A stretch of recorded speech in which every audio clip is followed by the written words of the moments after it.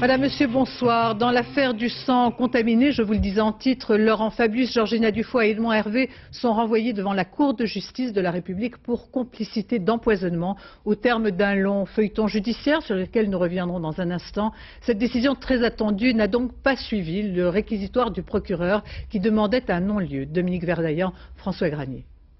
Unis dans le même combat, le président de l'association des hémophiles et le président de l'association des transfusés.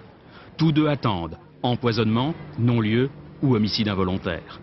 À 17 h, un bref communiqué est lu sur le pas de la porte de la Cour de justice. Et ordonner le renvoi devant la formation de jugement des 3 anciens membres du gouvernement mis en examen pour homicide involontaire et atteinte involontaire à l'intégrité des personnes. Voilà. Plus de 50 tomes amassés dans la petite salle d'audience, des documents, des procès-verbaux, des expertises.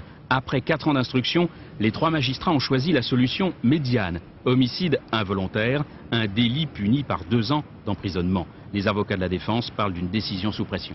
On est même allé jusqu'à demander la récusation des 3 magistrats instructeurs qui viennent de rendre cette décision alors qu'ils étaient en train de délibérer. S'il ne s'agit pas là d'une pression sur des magistrats alors qu'ils sont sur le point de prendre leur décision, alors les mots n'ont plus de sens. On n'a pas le courage d'affronter les victimes, et il faut reconnaître qu'il y a des victimes. Et Georgina Dufoy a toujours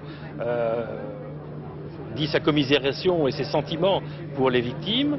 Donc je pense qu'on a effectivement voulu chercher une éventuelle culpabilité en laissant le soin à la Cour de justice de la République, dans sa composition différente, de prendre la décision finale. Une demi-satisfaction pour les victimes. Un non-lieu aurait fermé définitivement le volet politique du dossier.